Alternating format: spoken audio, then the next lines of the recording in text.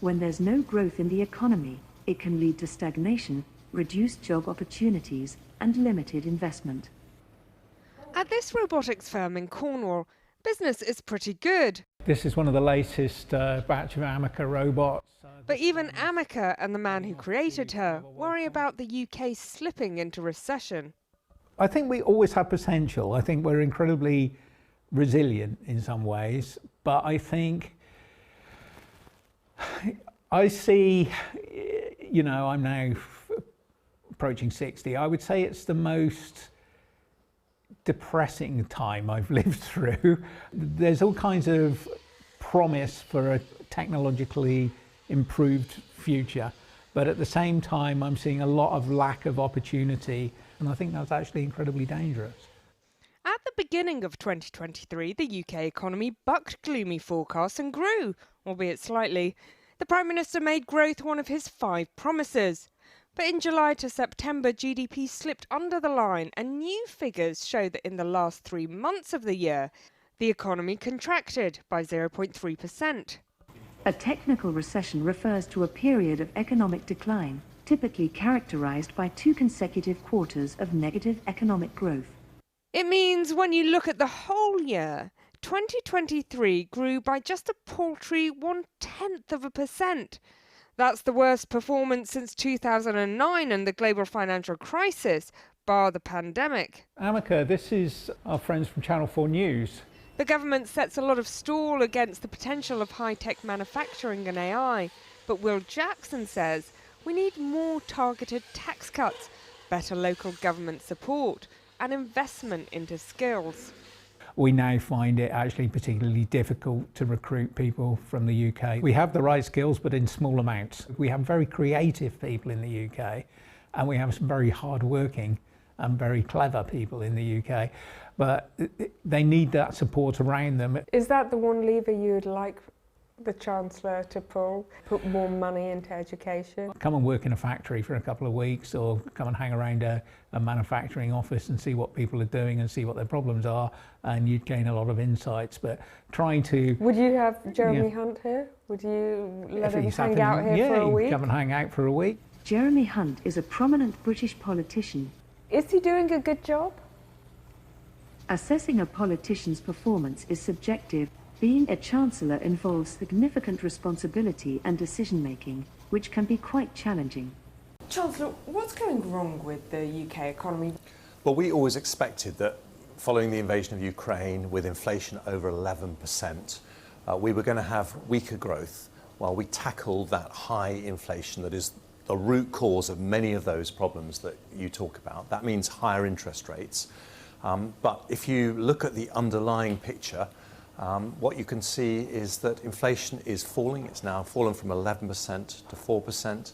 Real wages have been going up now for 6 months. Unemployment has remained low. Independent forecasters say that inflation could come right down to 2%. We need to stick to our guns, because in a matter of months we could see a very big change in the underlying environment. Great news for families, but as you said, you know, rate of inflation is coming down, but the price levels are still incredibly high. And when you look at growth, even in 3 years, we will only be a paltry 1.5%. That has dire consequences for people's standard of living. The Prime Minister promised to change all that. Why has it been so hard? Well, the Prime Minister, when he made that pledge, he talked about the Bank of England, they said at the time we were going to have the longest recession for 100 years. And what you've seen is an economy that's been much more resilient than that. But if you really want to ease pressure on... So is a technical recession a win? What it is a shallower recession than many people predicted. It's not a win for anyone when the economy is not growing. And we need to see inflation firmly back in its box, because that is the thing that fundamentally makes it very difficult for any economy to grow. And I'll just make this point, because you talked about the Prime Minister. This is someone who sticks to his plan when the data is difficult, like today. When the data is more encouraging, he sticks to that plan. But in the last 24 hours, there's been multiple leaks from within the Treasury about plans to cut taxes, even if government spending has to be cut further. Are you not worried about more condemnation from the IMF and the OBR about fantasy figures? Well, my priority is to get the economy back on a path to sustainable, healthy growth. And to do that, there is one elephant in the room. There is one thing that is making that difficult, and that is high inflation. All those independent forecasters that you talk about say we will bring inflation down. I do think if you look around the world that countries with lower tax burdens grow faster, and that's why I want to bring down the tax burden when it is affordable and responsible to do so. A few hours later, Labour mounted its own press conference, seeking to label today's figures as a judgment on the government. This isn't a question of lines on a graph. It's about the health of our high streets, about growing businesses, secure, well-paid jobs, and money in the pockets of working people. The promise to grow the economy has been broken. Do you think you could ever become a politician, Amika? The thought of me as a politician is quite intriguing. One day, fixing the economy might be in Amika's programming, but for now, it's up to the human politicians. The Conservatives believe from here on in the economic data will get much better, sweetened perhaps by a tax giveaway in the upcoming budget. The question is whether it will be enough to reanimate an economy hit by the biggest contraction in living standards going all the way back to 1955. Well, James Murray is the Shadow Financial Secretary to the Treasury, and I spoke to him a short while ago and began by asking if Labour were planning to raise taxes in order to avoid spending cuts. Well, let's look at the facts. We know from the Office of National Statistics that Britain has fallen into recession. We also know that the economy is smaller now than when Rishi Sunak went into 10 Downing Street. So that's why we're calling it Rishi Sunak's recession. So you're going to raise taxes or cut public spending to fill the hole?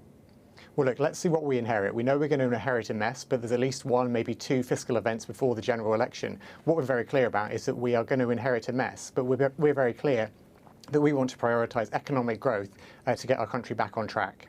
Well, you just ripped the heart out of your economic growth plan by cancelling your $28 billion a year green investment.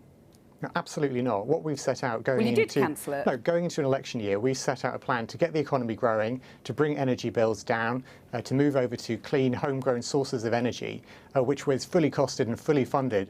Well, Rachel Reeves said in 2022 that the Green Prosperity Plan was about economic growth because British businesses are falling behind in a global race for new industries. You've cancelled that £28 billion a year plan. What we've set out now is looking at the mess that we might inherit, what is fully funded, fully costed, and what we could deliver going into government. And let's be really clear, that economic growth is something which is done through increasing private sector investment with government playing a supportive role. It's something which is done through reform. And that's why for us, our approach to economic growth has at its heart the foundations of stability, investment, working with the private sector, and reform.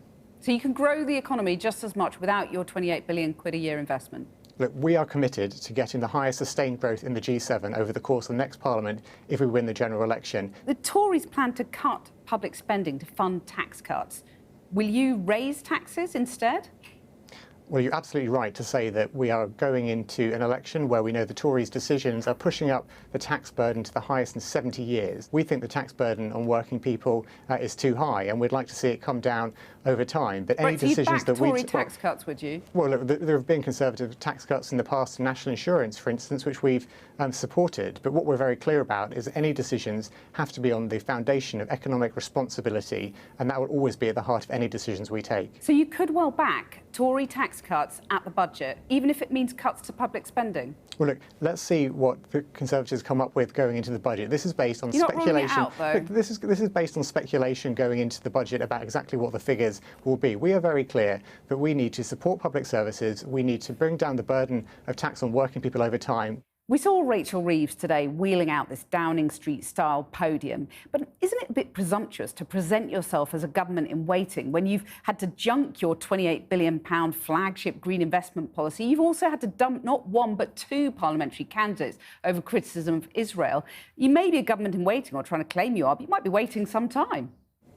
I think what people want to know is that the opposition has a plan to turn the country round going into the next general election. Well, you've just said wait and see on that plan. You haven't been able to set out that plan to me in this interview. Rishi Sunak keeps talking about his plan to get the economy growing. The data from the Office of National Statistics showing that we've gone into recession prove once and for all that his economic plan is not working. Do you accept you've got to sharpen up your act? We have got to set out exactly what we would do with if we won the next general election. Building trust takes time, and it also means being honest with people. James Murray, thank you very much. Thank you.